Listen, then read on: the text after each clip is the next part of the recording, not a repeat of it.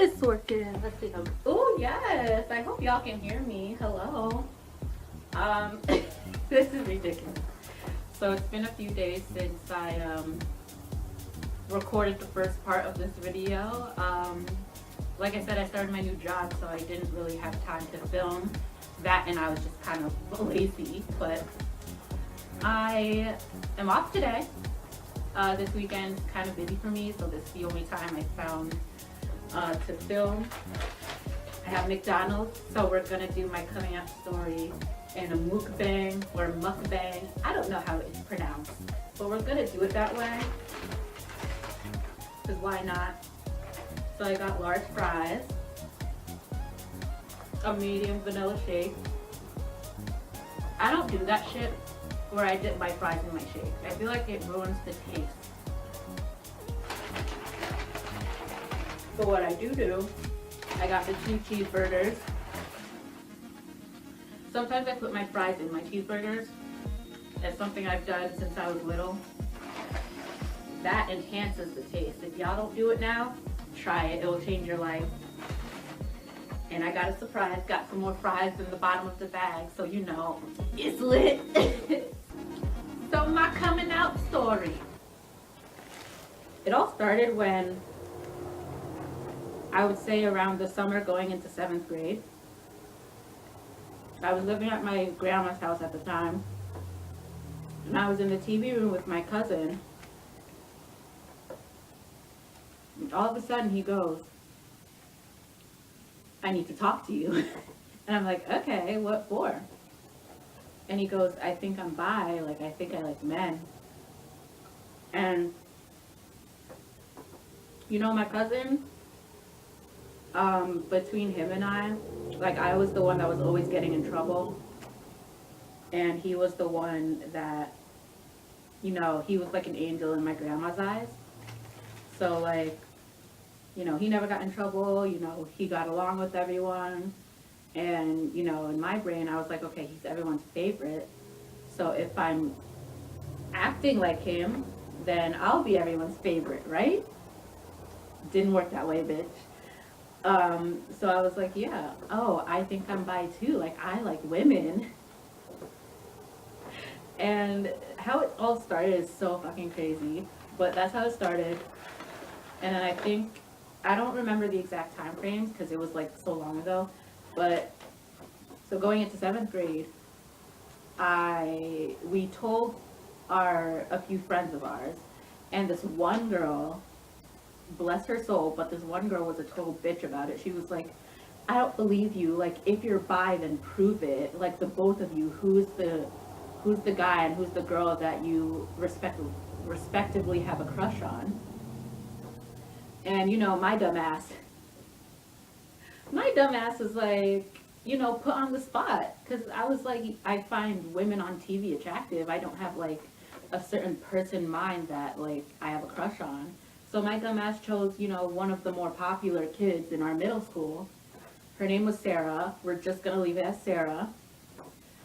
So I picked her. Worst decision of my life. And like, I think we all had like the same lunch period together. I sat on one side with my friends. Sarah sat on the other side with her friends.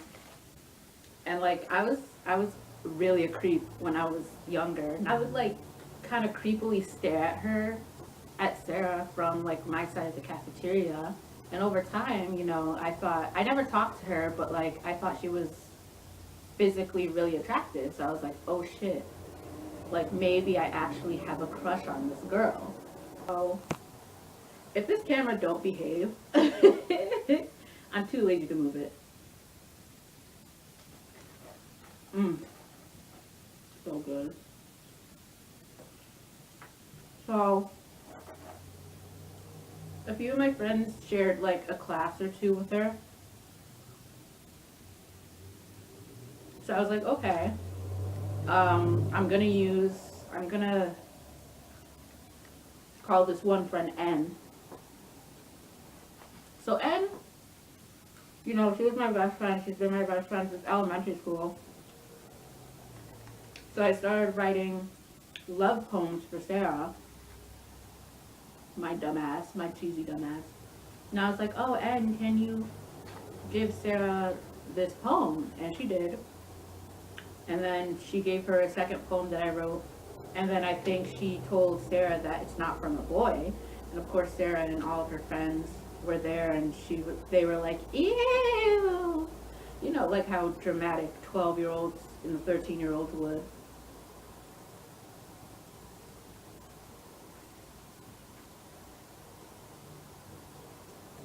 And I think I wanted my friend to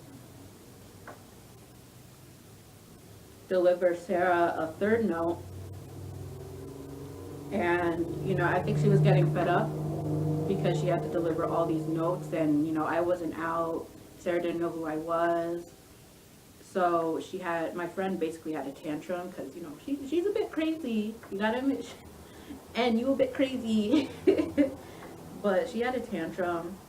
And I come into school one day, and Ann's talking to this other girl, T, and like we're in tech class, and all of a sudden she blurts out, "Tell Sarah that Bertine's the one that's been sending her all these love notes, and she's her secret admirer." So, you know, she outed me, and within like minutes, the whole school knew that I was bisexual and that I liked the girls. And of course, there was a widespread fucking panic. I lost a few friends or acquaintances, you know, possible like future relationships with people, girls especially, because like girls were like afraid that I had a crush on them. You know how straight people fucking be thinking that if, you know, you're part of the LGBTQ community that you must have a crush on like everyone or every girl, excuse me, or every guy if you're a gay guy. It's like, that's not how it works. Y'all bitches weren't that fucking attractive to begin with, so calm your asses down. But like everyone knew I lost a few friends, you know, at one point, and was even like, yo, people think that we're dating, like people think I'm gay because, you know, we're always around each other. And I don't want people to think that. He was like, I don't want people thinking I'm gay, so I still want to be friends with you, like you've been my friend since elementary school, but I just don't want to be seen around you. And like that to me hurt because at the time I didn't really have a lot of friends because a lot of people made fun of me. Like there was this one guy, I'd always see him in the hallway and he'd like look at me and say vagina. I'm close up because, you know, I'm just, you know, remembering that half the people that made fun of me for being LGBTQ plus in middle school also ended up being LGBTQ plus as, you know, as we grew up. So I see y'all internalized homophobia. Like 22, like replaying all this in my head, like it was really some petty bullying. Like I'm grateful I was never like physically bullied or anything, but it was like, for a 12-year-old girl, it was a lot of like mental and emotional stress, especially when like some of your friends didn't want to be seen around you. I had a friend, Sabrina, we'll leave it at that.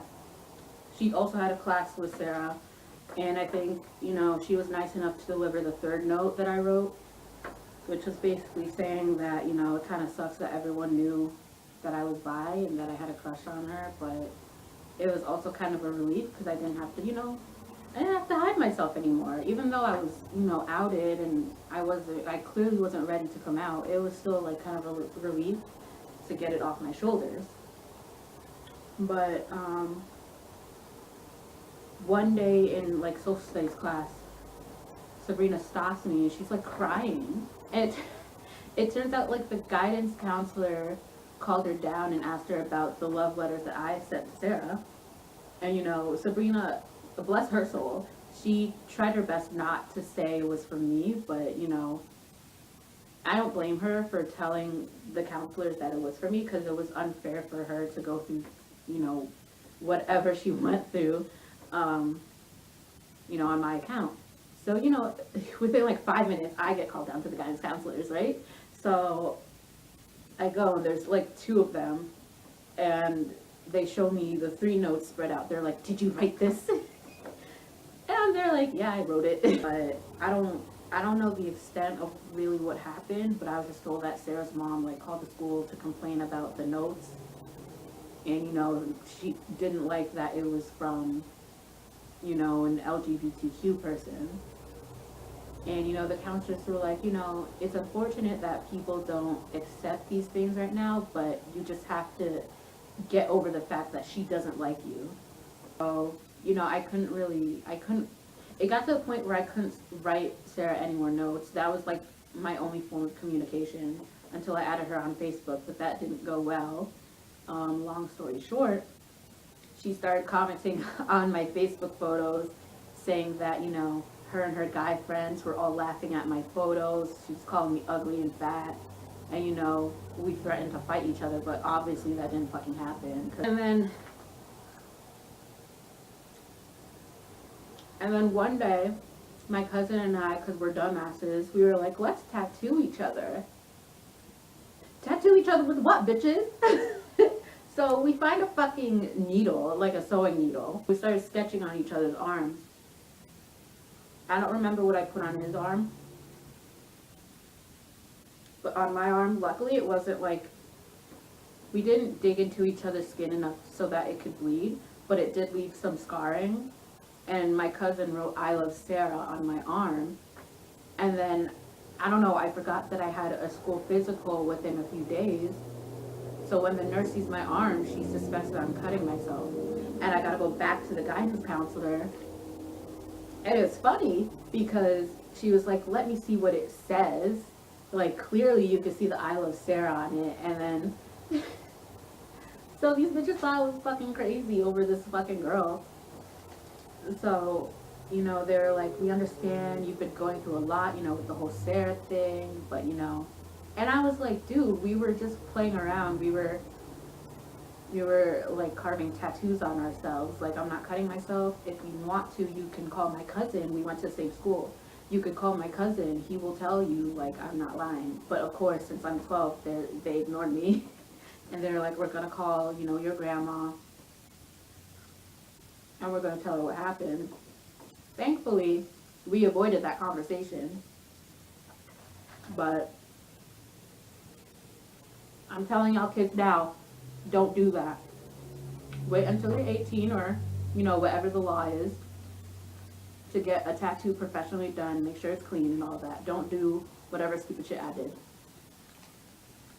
So that was that. And then, you know, from there on, I was like a little baby gay or bisexual at the time. And I had crushes on all the girls that I knew were LGBTQ plus because, you know, after the Sarah incident. But, you know, those didn't work out for every single. I mean, I'm way too shy to like actually talk to a girl. So yeah, I identified as bisexual until freshman year of high school. And this one girl kept asking me if I was bi or gay every fucking week. So eventually I was just like, yes, bitch, I'm gay. Like, I know that's what you want to hear. I'm gay. Thereon, I mean, I really was gay. I really love women. I like women, trans women included. No TERFs allowed. If you're a TERF, get the fuck off my channel. But yeah, I think women are beautiful. You like them, you like them. There was this one time in high school where my hair was cut short. People kept making fun of me. One of my other cousins went through like a hairstyling phase. So she cut my hair short. This is all like years of growing it, but it was like up above my eyebrow.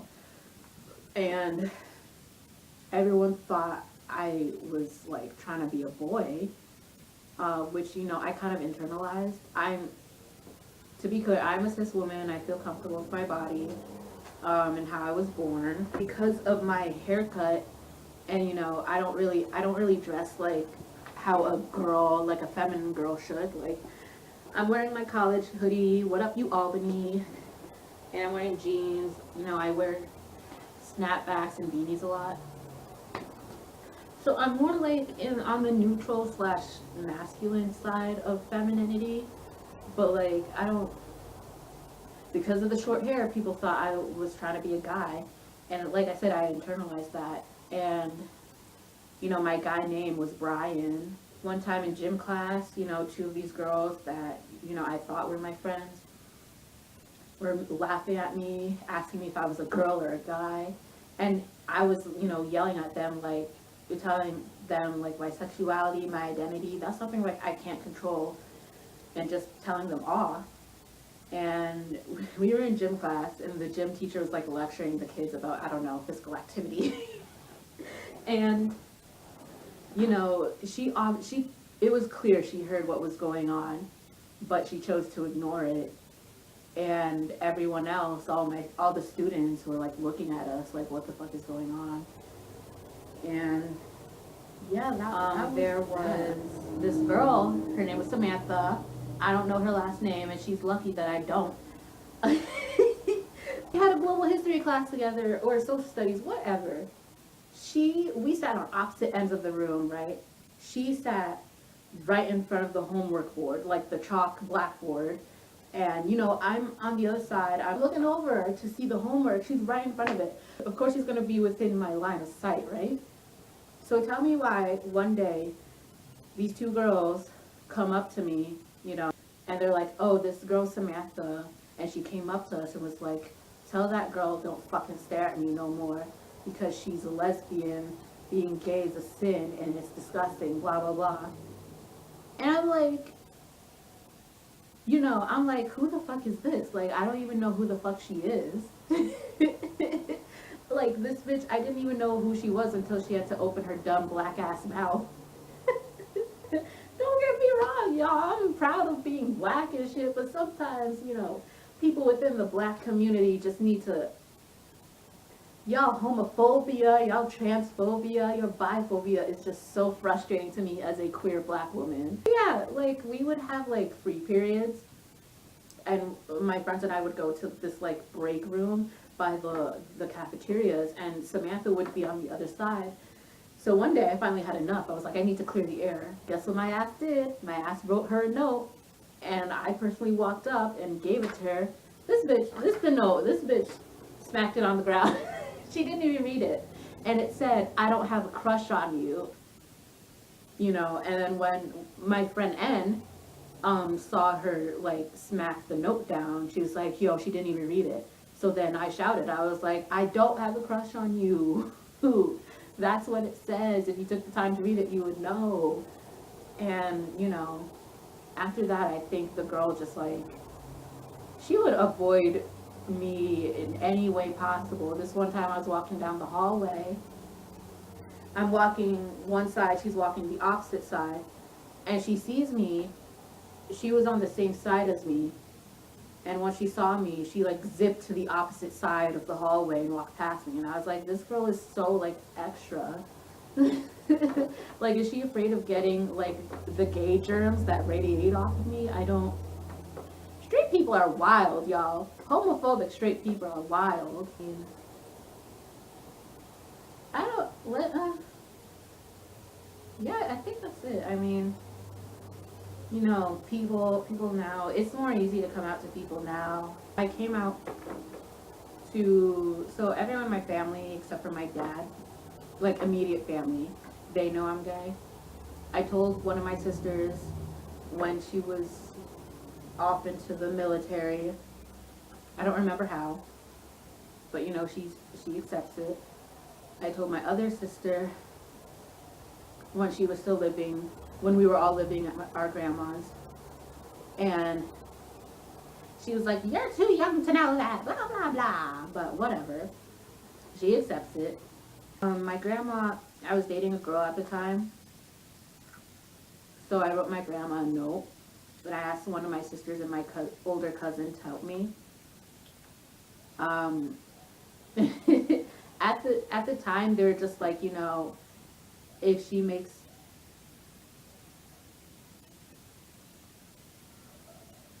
what the fuck is going on? Sorry, y'all. People are outside being buffoons in the snow.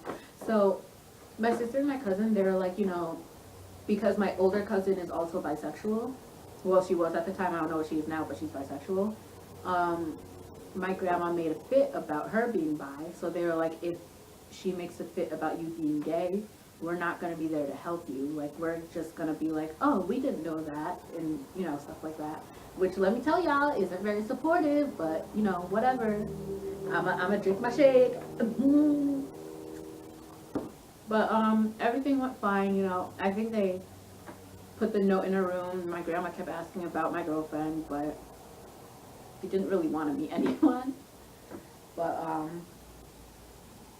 yeah, that's I think that's basically it, to be honest. I mean, it wasn't too bad of an experience. I mean, you know, all my roommates knew, all my friends knew.